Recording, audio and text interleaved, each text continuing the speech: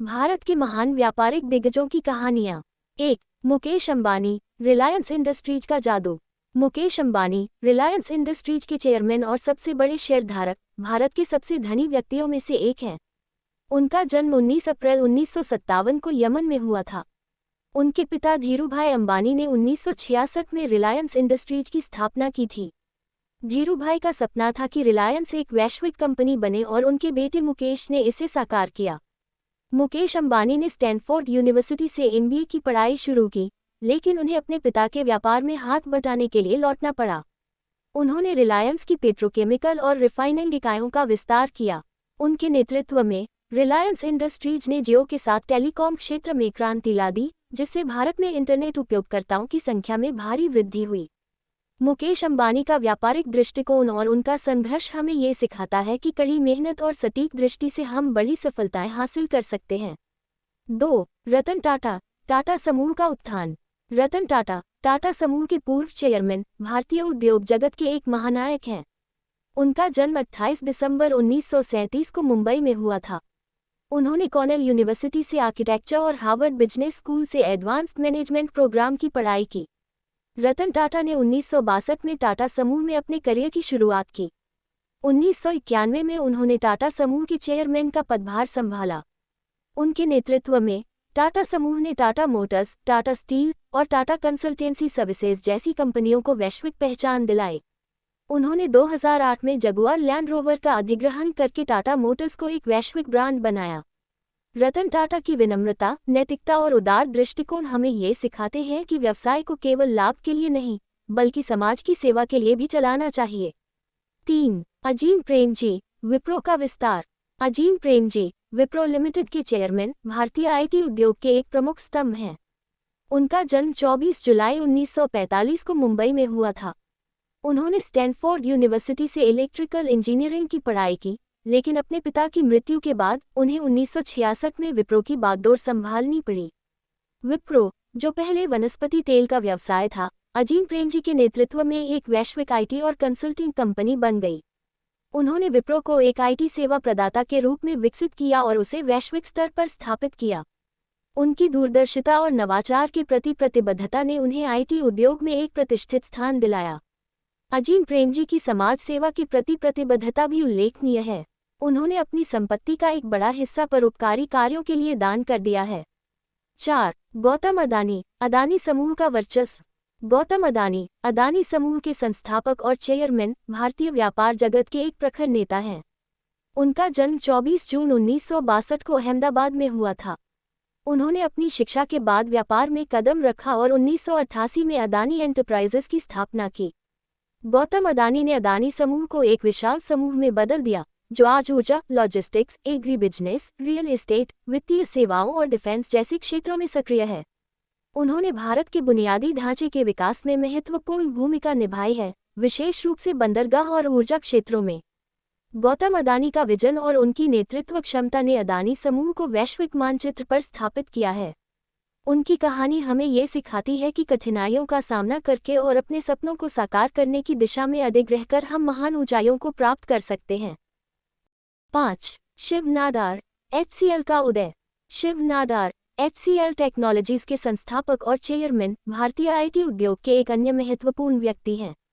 उनका जन्म 14 जुलाई 1945 को तमिलनाडु में हुआ था। उन्होंने PSG कॉलेज ऑफ टेक्नोलॉजी से इलेक्ट्रिकल और इलेक्ट्रॉनिक्स इंजीनियरिंग में स्नातक किया। शिव नाडार ने 1976 में HCL की स्थापना की, जो प्रारंभ में कंप्यूटर हार्डवेयर का निर्माण करती थी। बाद में उन्होंने इसे एक प्रमुख आईटी सेवा कंपनी में बदल दिया। HCL टेक्नोलॉजीज आज वैश्विक आईटी सेवा प्रदाता के रूप में स्थापित है, जिसकी सेवा रेंज में सॉफ्टवेयर विकास, सिस्टम इंटीग्रेशन और BPO सेवाएं शामिल हैं। शिव नाडार की दृष्टि और उनका नवाचार के प्रति समर्पण हमें ये सिखाता है कि कैसे सही समय पर सही निर्णय लेकर और नई तकनीकों को अपनाकर हम व्यवसाय को सफल बना सकते हैं। 6. आनंद महिंद्रा, महिंद्रा समूह का विकास। आनंद महिंद्रा, महिंद्रा समूह के चेयरमैन, भारतीय उद्योग जगत के एक प्रमुख चेहरे हैं। उनका जन्म 1 मई 1955 को मुंबई में हुआ था। उन्होंने हार्वर्ड यूनिवर्सिटी से स्नातक की डिग्री और हार्वर्ड बिजनेस स्कूल से MBA की डिग्री हासिल की। आनंद महिंद्रा ने 1981 में महिंद्रा समूह में प्रवेश किया और 1997 में कंपनी के मैनेजिंग डायरेक्टर बने। उनके नेतृत्व में महिंद्रा समूह ने ऑटोमोबाइल, आईटी, रियल एस्टेट, वित्तीय सेवाओं और हॉस्पिटैलिटी जैसे क्षेत्रों में अपनी पहचान बनाई। उन्होंने महिंद्रा एंड महिंद्रा को एक वैश्विक ऑटोमोबाइल ब्रांड में बदल दिया, जो आज ट्रैक्टर और एसयूवी निर्माण में अग्रणी है। आनंद महिंद्रा की नवाचार और सामरिक दृष्टिकोण ने महिंद्रा समूह को नई ऊंचाइयों पर पहुंचाया है। उनकी कहानी हमें ये सिखाती है कि कैसे साहसिक निर्णय और दूरदर्शिता से हम व्यापार को सफल बना सकते हैं। 7. नंदन नीलेकनी, इन्फोसिस का सफर। नंदन नीलेकनी, इन्फोसिस के सह संस्थापक, भारतीय आईटी उद्योग के एक प्रमुख व्यक्ति हैं। उनका जन्म 2 जून 1955 को कर्नाटक में हुआ था। उन्होंने आईआईटी बॉम्बे से इंजीनियरिंग की पढ़ाई की। नंदन नीलेकनी ने 1981 में नारायण मूर्ति और अन्य सह संस्थापकों के साथ मिलकर इन्फोसिस की स्थापना की। उन्होंने इन्फोसिस को एक वैश्विक आईटी सेवा कंपनी में बदल दिया। उनकी नेतृत्व क्षमता और रणनीतिक दृष्टिकोण ने इन्फोसिस को एक प्रमुख आईटी सेवा प्रदाता के रूप में स्थापित किया। नंदन नीलेकनी की सामाजिक सेवाओं के प्रति प्रतिबद्धता भी उल्लेखनीय है। उन्होंने भारत सरकार के आधार परियोजना को सफलतापूर्वक संचालित किया, जिससे करोड़ों भारतीय नागरिकों को एक अद्वितीय पहचान मिली। 8. सुनील मित्तल, भारतीय एंटरप्राइजेस का प्रभाव। सुनील मित्तल, भारतीय एंटरप्राइजेस के संस्थापक और चेयरमैन, भारतीय टेलीकॉम उद्योग के एक प्रमुख व्यक्ति हैं। उनका जन्म 23 अक्टूबर 1957 को लुधियाना में हुआ था।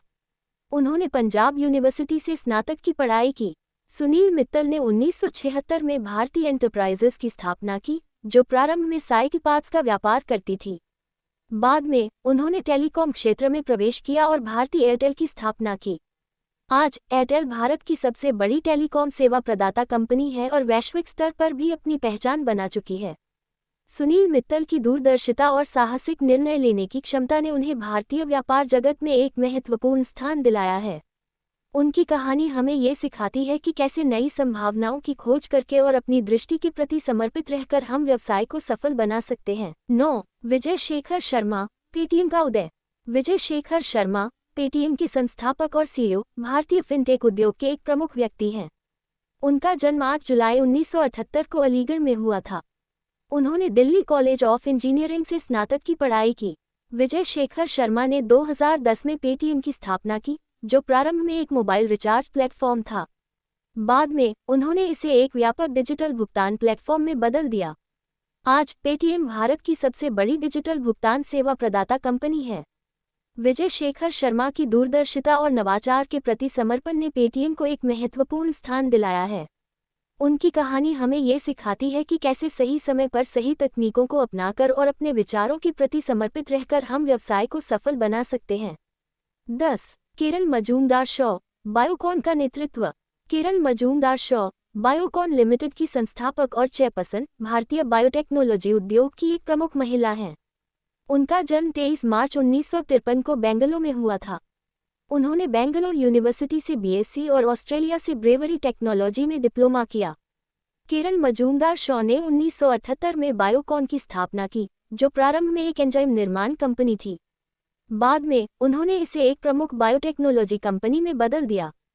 बायोकॉन आज वैश्विक स्तर पर बायोफार्मास्यूटिकल्स के निर्माण में अग्रणी है। किरण मजूमदार शॉ की दृष्टि और उनके नवाचार के प्रति समर्पण ने बायोकॉन को नई ऊंचाइयों पर पहुंचाया है। उनकी कहानी हमें ये सिखाती है कि कैसे सही समय पर सही निर्णय लेकर और अपने विचारों के प्रति समर्पित रहकर हम व्यवसाय को सफल बना सकते हैं। निष्कर्ष, भारत के महान व्यापारिक दिग्गजों की ये कहानियां हमें ये सिखाती हैं कि कैसे दूरदर्शिता, साहस, नवाचार और समाज सेवा के प्रति समर्पण से हम व्यवसाय में महान ऊंचाइयों को प्राप्त कर सकते हैं। ये व्यक्ति न केवल अपने व्यापारिक साम्राज्य का निर्माण करने में सफल हुए हैं, बल्कि उन्होंने समाज के विकास में भी महत्वपूर्ण योगदान दिया है। उनकी कहानियां हमें प्रेरणा देती हैं और हमें ये सिखाती हैं कि कठिनाइयों का सामना करके और अपने सपनों को साकार करने की दिशा में अडिग रहकर हम भी सफलता प्राप्त कर सकते हैं। दोस्तों, अगर आपको ये कहानी पसंद आए हो तो कृपया मेरे चैनल को सब्सक्राइब करें, इसे लाइक और शेयर करें और मुझे कमेंट करके बताएं। धन्यवाद।